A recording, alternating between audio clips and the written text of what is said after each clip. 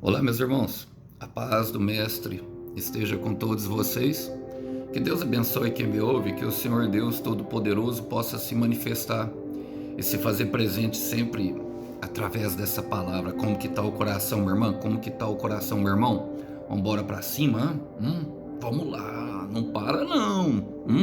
Vamos com tudo aí, construir esse futuro maravilhoso que o Senhor tem para nós, junto com Ele.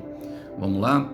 Hoje o texto para nossa breve reflexão encontra-se em 1 Coríntios capítulo 7, versículo 37. Diz assim: Quanto à pergunta sobre as moças que ainda não se casaram, não tenho para elas um mandamento do Senhor. Em sua misericórdia, porém, o Senhor me deu sabedoria confiável e eu compartilhei com vocês. Tendo em vista as dificuldades de nosso tempo, creio que é melhor que permaneçam como estão. Se você já tem esposa, não procure se separar. Se não tem esposa, não procure se casar. Se contudo vier a se casar, não é pecado, e se uma moça se casar, também não é pecado. No entanto, aqueles que se casarem em tempos como os atuais terão de enfrentar dificuldades, e minha intenção é poupá-los disso. Glória a Deus, irmãos. O apóstolo Paulo, ali no capítulo 6, no capítulo 5, depois de dar uma exortação a um presbítero que se deitava com a sua madrasta, na carta de Coríntios, começa verdadeiramente a responder algumas perguntas, como se fosse aquelas caixinhas de perguntas que nós vemos aí no Instagram, na internet. Bom, eu não vejo, né, irmão, porque eu não tenho, mas eu sei que existem da época que eu via, que alguns homens de algumas personalidades colocam ali justamente para colocar de curiosidades. Quem sabe uma hora eu coloco aqui, eu nem sei se tem como colocar no, na própria plataforma do YouTube, mas se tiver nós vamos ver. Porque vamos voltar aqui, porque a comunidade de Coríntios passava por uma dificuldade, irmãos. Ali tinha uma influência muito forte de prostituição, que era a forma como as moças ganhavam a vida, vista que era uma cidade portuária e de uma economia muito forte. Passava ali, se fazia os business da época, muita gente de fora, muita coisa acontecendo, e era uma forma das pessoas ganharem, das mulheres ganharem um dinheirinho. Então tinha muita influência de fora, e Paulo traz a sabedoria de Deus justamente para combater algumas coisas em algumas relações de comportamentos, como por exemplo o casamento. O capítulo 7 é dedicado ao celibatário, ao casamento e aos solteiros, e é também falando sobre divórcio. E eu trouxe esses versículos para nosso aprendizado no dia de hoje. Vamos lá? Vamos ver o que o Senhor tem para nós? Começa a falar assim, ó. Quanto à pergunta sobre as moças que ainda não se casaram, meu irmão, quanto à pergunta quando as moças se casaram, não tenho para ela um mandamento do Senhor. Irmãos, nem sempre a resposta do Senhor virá em forma de mandamento. E se não tem mandamento, não tem pecado, irmão, porque o pecado é a transgressão da lei. Nós precisamos compreender. Mas o que Paulo está chamando a igreja de Coríntios é justamente para se mover por amor ao Senhor, para se mover com um coração voltado ao Senhor. Em 2 Coríntios capítulo 9, versículo 7, para a mesma igreja, ele falando agora sobre finanças, ele fala: não façais nada por obrigação, porque Deus ama quem dá com alegria. Isso é um princípio espiritual embutido sobre todos os segmentos da nossa vida. Precisamos aprender a fazer por amor, irmão. E não porque o Senhor está prometendo um castigo, é porque nós temos prazer em fazer aquilo pelo Senhor. E ele fala, não tem um mandamento sobre isso, mas ele fala, em sua misericórdia, quando não houver mandamento, irmão, o Senhor derramará misericórdia e o que? Sabedoria. Ele fala, porém o Senhor me deu sabedoria confiável e eu compartilharei com vocês. E como que se adquire sabedoria, irmão? Orando ao Senhor. Tiago 1,5 fala, peça ao sabedoria ao Senhor, não duvidando, e ele lhe concederá livremente. E a sabedoria do Senhor evita muito problema na nossa vida. Eu quero repetir, quem tem sabedoria evita muito problema, porque os problemas vêm através do pecado. Com sabedoria nós não vamos entrar, porque mesmo que não haja um mandamento, nós podemos desenvolver os nossos próprios caminhos e ali na frente ter um problema. Duas esferas, irmãos, que eu sei que afligem demais o crente é justamente a área financeira, essas duas mencionadas, e a área sentimental, a área das relações. E a todo homem, toda mulher estão sujeitos a isso, irmão. Mas um homem e uma mulher de Deus, ninguém pode lhes resistir. Por quê? Porque Deus é com eles. A intenção é construir primeiro um relacionamento com o noivo do céu, antes de construir um relacionamento com um noivo aqui da terra. Então, a sabedoria deve preencher o espaço onde não há mandamento. E eu gosto de um texto justamente a qual o Senhor Jesus usa como parábola. E o que é uma parábola? Uma história contada para o Senhor. E talvez ele esteja escrevendo isso sobre a sua história. Tenha paciência, tenha aceitação do período de espera, a qual o Senhor nos forja e nos torna totalmente aptos a viver as suas preciosas promessas. Em Mateus capítulo 25 ele conta a parábola das 10 virgens. Igual essas moças aqui, moças que ainda não se casaram. Fala de virgindade, fala de moças santas, puras. E eu sei que tem tanto moças e homens que estão esperando no Senhor por um casamento. Aquelas mulheres estavam justamente, elas estavam esperando pelo noivo. Eu sei que é uma visão escatológica, irmão, ou seja, do final dos tempos, da volta do Senhor Jesus, que aponta justamente para o final dos tempos, mas que nos ensinam bastante sobre o tempo do preparo. A palavra fala que elas estavam esperando as 10, e as 10 tinham as suas lamparinas, as 10 tinham como enxergar o noivo na hora que ele viesse. Que bom, irmão, porque não tem como nada melhor do que você enxergar com quem aquilo que você vai se casar. Só que o noivo apareceu em um horário peculiar, à noite, meu irmão, na madrugada, depois da meia-noite. À noite tinha um louco que estava clamando, que fala justamente do vigia. O noivo vem aí. E o versículo que eu vou ler para vocês agora sucede justamente sobre aqueles que estão preparados e aquelas que não estão devidamente preparadas. Preste atenção. Mateus capítulo 25, versículos 7 ao 9. Todas as moças acordaram e prepararam suas lamparinas. Então as 5 insensatas que não tinham azeite de reserva pediram às prudentes: deem um pouco de óleo para nós, porque as nossas lamparinas estão se apagando. Mas as outras responderam: nós temos apenas o suficiente para nós. Vão e comprem o óleo para vocês. Vemos aqui umas realidades, irmãos, de 2 tipos de crentes, os insensatos e os nãos. É aquele que, essa primeira pode falar daquele que peca e depois pede perdão para Deus. Por quê? Porque não tiveram uma reserva extra de lamparina do azeite que mantinha, que era o combustível da lamparina. Ou seja, se ficavam vagando entre a luz e a escuridão, ficavam vagando entre o lá e o cá. E quando chegou de fato o momento do cumprimento da promessa, não puderam, meu irmão, viver a promessa. Por quê? Quando elas saíram, e isso fala da salvação que é individual, quando elas foram pedir para as mulheres, elas falaram: nós temos suficiente só para nós. E não dá, meu irmão, para reclamar do escuro se eu não fiz nada para acender a luz. Eu quero reclamar. Não dá para reclamar do escuro se nós não fizermos nada para acender a luz. E elas saíram, só que na hora que elas saíram, o noivo entrou e a porta se fechou. E o que ele disse? Eu não vos conheço. Fala justamente de um cumprimento de pessoas que não estiveram prontas, que ficaram lá e cá. Todas elas tinham a lamparina, ou seja, todas elas conheciam a palavra de Deus. A lamparina fala da palavra de Deus, daquilo do próprio Senhor Jesus Cristo, que é a luz do mundo, que ilumina aquilo que nós precisamos perceber. Mas não estiveram prontas. E as que foram... E olha, você percebe que falar não, às vezes, meu irmão, não é maldade? Não, vão e compram vocês, porque senão vai faltar para mim aqui. Isso fala da salvação, que é individual, e muitas vezes nós temos que ter uma atitude, meu irmão, um pouco mais, sabe, correta e perspicaz diante das situações. Mas então o que nós devemos fazer, irmão? A sabedoria deve preencher o espaço em que não há mandamento. Foi isso que Paulo falou para aquelas mulheres que não se casaram ainda. E o que ele fala? Ele fala, tendo em vista as dificuldades do tempo certo, creio que é melhor que permaneçam como estão. Eu amo essa expressão, permanecer como estão, irmãos. Fala de um processo de espera, qual aquelas mulheres vivenciavam, justamente. Então, em tempos de dificuldade, nós não devemos dar um jeitinho, devemos permanecer. Irmãos, se Deus não deu uma direção, se Deus não deu uma resposta, Se Deus não trouxe uma nova direção, permaneça como está. Não tenta dar um jeitinho. Não tenta fazer com a natureza adâmica. Não tenta fazer com as próprias mãos.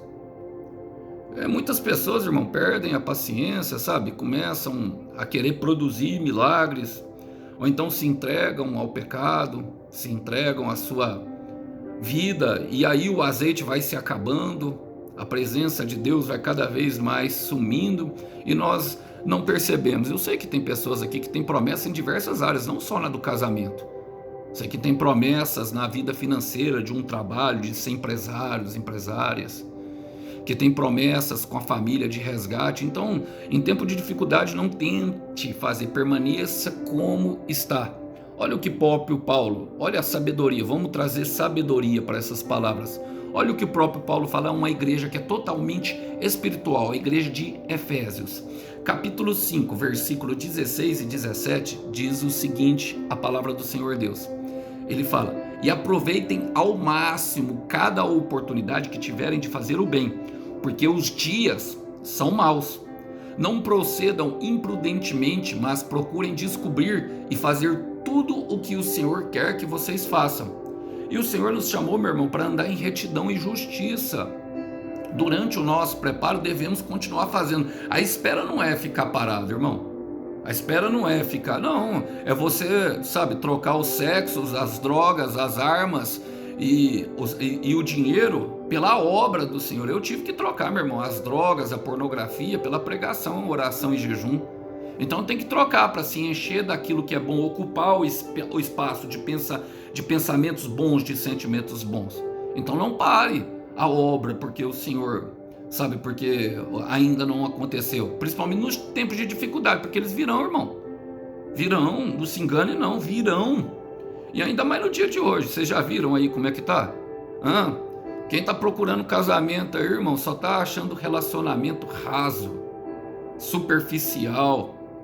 E tem muita gente que gosta disso, né, irmão? Mas o problema é que você vai se enchendo de um par de situações que não deveria. Ainda principalmente na questão da área sexual. Porque ali o trabalhar de Satanás é muito mais rápido. Aí ansiedade, depressão às 3 da manhã. Aí precisa aliviar mostrando o corpo à noite, sabe? Na madrugada em vez de estar orando. Precisa ficar vendo vídeos que satisfazem esses desejos libidinosos, e isso vai ficando cada vez pior. Olha, o que Paulo continua falando, ele fala: se você já tem esposa, não procure se separar. Se não tem esposa, não procure se casar. Não entre em guerras, irmão, não arrume mais guerras. Quem aí tem esposa? Eu não tenho ainda não, irmão. E sei que não é fácil.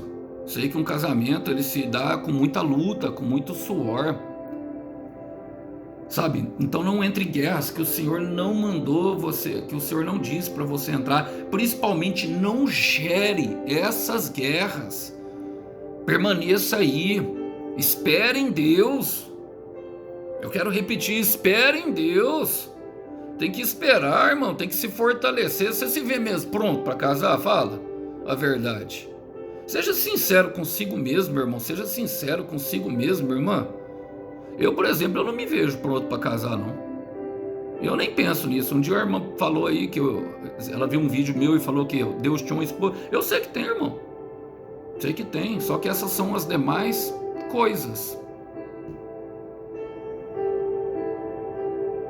Agora, para muitas pessoas, as demais coisas têm se tornado propósito. Não estão conseguindo nem encher a lamparina, sabe? Não estão conseguindo orar. Irmão, você consegue orar meia hora, 1 hora, ficar ajoelhado diante do Senhor e ter prazer nisso? Você consegue, minha irmã? Você consegue orar na madrugada e ouvir uma revelação já do Senhor? Porque isso demanda tempo, isso não vem com, sabe, de uma forma para outra.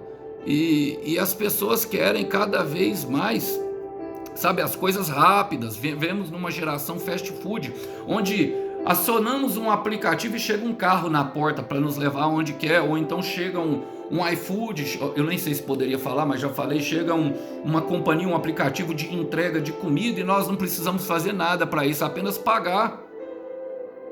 E muitas vezes usamos até o dinheiro que conseguimos ilicitamente ali, né, de alguma forma, né, por exemplo, como um emprego de um favorecimento a um pai que conhece, por exemplo, um político. Entendeu? E aí arrumou um emprego fácil, conseguiu algo fácil, não vai ter valor, irmão. 2 Timóteo capítulo 2, versículo 3 e 4, olha o que Paulo fala ao seu discípulo Timóteo. Tome parte nos meus sofrimentos como um bom soldado de Cristo. Eu quero repetir, tome parte nos meus sofrimentos como um bom soldado de Cristo. E como soldado, não se deixe prender pelos negócios deste mundo. Porque se fizer assim, você não poderá satisfazer aquele que alistou em seu exército. Irmãos, Deus te alistou, te chamou. Ah, tá, Alice, e a promessa? Bom, nós vamos chegar lá. Eu sei que está todo mundo curioso, querendo pensar nisso. E isso só mostra que o seu coração, meu irmão, está cheio justamente... Se você estiver pensando assim, meu irmão, eu vou te falar, só mostra que o seu coração ainda tem ídolos e precisam ser arrancados. Que você tem pensado em somente satisfazer os próprios desejos. Só mudando de algo que é pecado, por exemplo, como eu, por exemplo, mudei da pornografia e muitas vezes pensei em casamento. Hoje não penso mais, irmão. Não penso mesmo. Que eu olho para o lado, eu vejo, irmão, do jeito que tá. É melhor ficar como é que tá. Eu estou muito feliz com Deus sozinho. Olha, eu sei que dói essa palavra, mas é bom a gente pensar nessas coisas. Eu sei que Deus, irmão, e Deus se preocupa. Eu não estou aqui pregando isso não, tá? Deus se preocupa com nós, com o nosso casamento, com a pessoa para andar conosco. Ele se preocupa com se está faltando algo na nossa despensa, se preocupa com tudo, irmão. Mas o Paulo fala, não se deixe prender por um negócio desse mundo. Por quê? Foi chamado para ser soldado. Então eu estou arrumando guerra aonde eu não preciso arrumar agora. Porque os tempos são difíceis. E nos tempos difíceis nós estamos sendo polidos e refinados pelo Senhor. Ele fala, para continuar e terminar, ele fala no versículo 28. Ele fala, se contudo vier a se casar, não é pecado. E se uma moça também se casar, não é pecado. Ou seja, meu irmão, Deus não quer pesar a mente de ninguém com relação a esse assunto. O futuro está no seu livre-arbítrio e use-o. Deus não quer pesar a mente de ninguém, muito menos eu. Mas eu quero chegar no final porque olha o que fala o Salmo, quero ler com vocês. Salmos 27, 14. Olha essa mensagem do salmista Davi. Espera pela ação do Senhor, seja valente e encha o seu coração de coragem. Espere com confiança no Senhor. Meu irmão, se esperar não fosse fácil, não precisaria nem de coragem e nem de ser valente, nem de ser um guerreiro. E o salmista está falando isso para nós. Por quê? Porque se nós fizermos com a nossa própria mão, olha o que acontece. Ele fala, no entanto, aqueles que se casarem em tempos como os atuais terão de enfrentar dificuldades que não precisariam enfrentar. É necessário um preparo primeiro, é necessário algo primeiro para que quando vier seja leve. Pode ter um casamento leve, irmão, pode ter um casamento da vontade do Senhor. Agora, se fizer, a responsabilidade é totalmente sua. E quando eu lembro de casamento, eu lembro de uma história, irmão, que eu quero ler com vocês. De João 4, que a mulher do tanque de Samaria, que tinha problema nessa área. O Senhor, em João 4, 10, olha o que ele fala para ela. Primeiro ele chega, pede água para ela de beber, senta-se ali porque estava cansado, tira todos os discípulos, porque não precisa de muita gente nas conversas nossas, que são revelação do Senhor. E ele pega e fala assim, ó, Jesus respondeu, porque ela questiona, o Senhor é samaritano, e ele desprovido de todo preconceito, todo julgamento, fala para ela, Jesus respondeu, se ao menos soubesse o presente maravilhoso que Deus tem para você, e quem está lhe pedindo água, você lhe pediria, ele daria água. O detalhe é que ela estava indo lá, meu irmão, minha irmã, por causa da vergonha que ela carregava. Aquela água fala das coisas que ela buscava na terra. O cântaro na mão fala justamente do meio que ela utilizava para ter essa água. Ela ia ao meio-dia, que era o lugar mais quente, que fala do nosso deserto. E o Senhor está prometendo um presente para ela. Agora, se nós fizermos com a nossa própria responsabilidade, irmão, a dificuldade que nós enfrentamos é como Jonas, que no capítulo 1, no versículo 3, resolveu fugir da presença do Senhor e teve que pagar a passagem pela sua própria caminhada. Na presença do Senhor é Ele que paga para nós. E o que nós fazemos? Ele fala, a minha intenção é poupá-los disso e eu quero partir por final. Por quê, irmão?